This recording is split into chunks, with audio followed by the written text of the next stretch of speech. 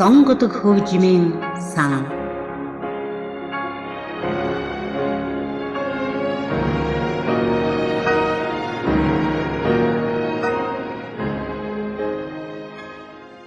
Сайн байцгаана уу эрхэм сонсогчдоо.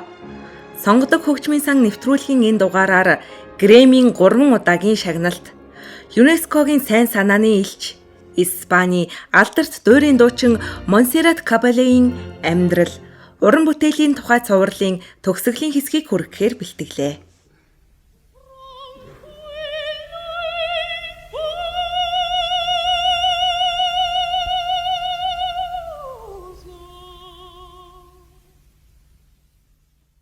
Монсеррат 1965 оны 4-р сарын 20-нд Нью-Йоркийн Карнеги холлд Доницетийн Лукреци Боржа дуурийн гол дүрд тоглосноос хойш дэлхийд нэр алдран мандуулсан юм. Түүнд Метрополитан опера, Гранд опера, Лондон, Венийн дуурийн театр гээд олон улсын томоохон театруудаас гэрээ байгуулахыг хүссэн саналууд ирж байлаа. 1967 онд тэр коммунал театрт дуулж италичуудыг байлдан дагуулжээ. Төрлөх хотынх нь Лисио театр түүнийг алтан медалиар шагнасан байна. 1968 онд анхныхан Грэмми шагналыг хүртэж Барселоны үзэгчид түүнд баяр хүргэж, өмнө нь авч байгаагүй их цэцгээр дарж 30 минутын турш нижгэнсэн алга ташаалтаар талархлан илэрхийлжээ.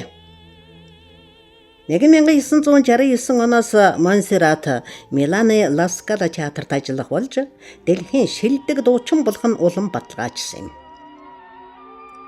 20 гаруй жил тавигдаагүй байсан Италийн алдарт хөгжмийн зохиолч Беллини уянгын эмгэнэлт Норма дуурийг Ла Скала театрт тоглуулж, Монсеррат Нормагийн айрыг дуулжээ. Энэ айрыг хамгийн нарийн өнгийг гаргадаг сопрано хоолойтой дуучдад зориулагдсан байдаг. Мэргэжлийн дуучдын ав яас чадвар хүчийг шавхан харуулдаг хамгийн хүнд бүтээлийн тоонд зүй сар багтдаг юм. Ингээд өгүүлэмжийн төр өндөрлөн Монсеррат энэхүү дуурийг яаж уран чадварлагаар амьлуулахыг сонсцгоё.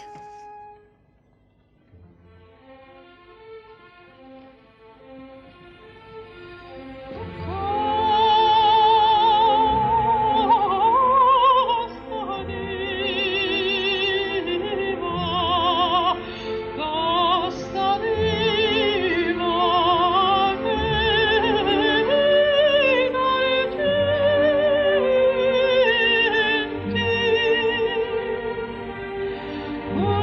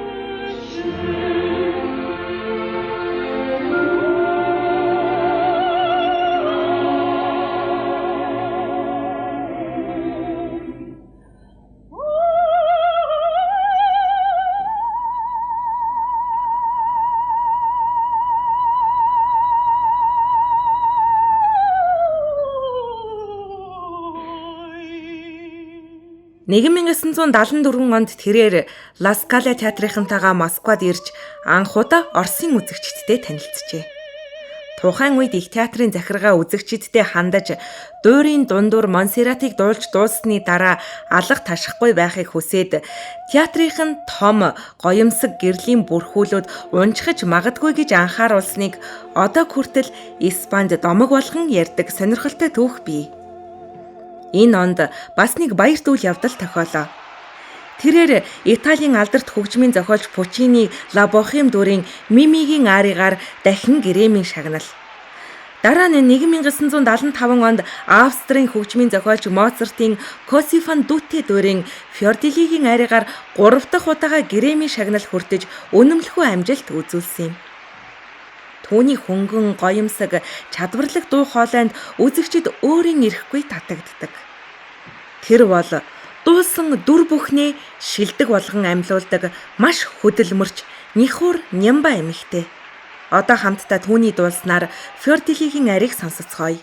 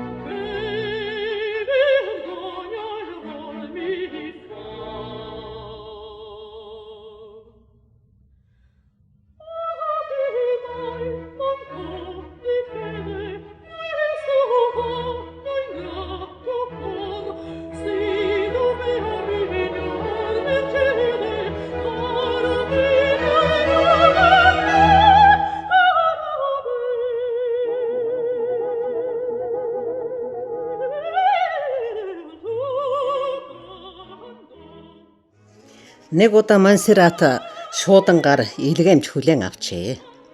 Энэхүү илгээмжийг дуурийн алдар дуучин Мария Каллас өөрөө явуулсан байлаа. Тэнд Грекийн дуучны 1955 оноос эхлэн бүх тоглолтонд зөөж байсан эмгэнүүд нь байсан юм. Каллас нас эцэслэхээс өмнө түүнд үрд үлдээсэн нь тэр байлаа. Мария Калласаас сэтгүүлчэд "Танд залгамжлагч байна уу?" гэж асуухад "Ганцхан байна. Монсеррат Кабале" гэж хариулдаг байсан. Испанийн дуурийн алдар дуучин Пласидо Доминго "Би Монсерратыг бүх үеийн алдартнуудын нэг гэж боддог. Түүний хоолой сайхан өнгө. Бас дуулж байхдаа амьсгаагаа хэрхэн зөв хуваарлдгийг нь онцолж эхэлмээр байна. Энэ тал дээр хэнийг ч харьцуулшгүй" гэж түүний тухай ярьсан байдаг. Дуучны хувийн амьдрал эгэл жирийн. 1964 оны 8 дугаар сарын 14-нд дуурийн дуучин Бернабе Мартитэй гэрлэж ав яаслаг 2 хүүхэдтэй болжээ. Охин Монситан бүжгийн мэрэгжлийг сонгосон ч ээжийнхэн гайхалтай хоолойг өвлөн төрсөн юм. Ээж охин 2 CD гаргаж 2 хоолой 1 зүрх гэж нэрлэжээ. Чөлөөт цагаа Монсеррат гэртэн өнгөрүүлэхэд дуртай. Хөгжмөөс гадна яруу найраг сонирхож зураг зурж өнгөрүүлдэг байна. Ингээд нэвтрүүлгийнхээ төгсгөлд Францын хөгжмийн зохиолч Жорж Бизиегийн Кармен дуурийн Хабанерагийн айрыг Монсерратын дууснаар хүргэе.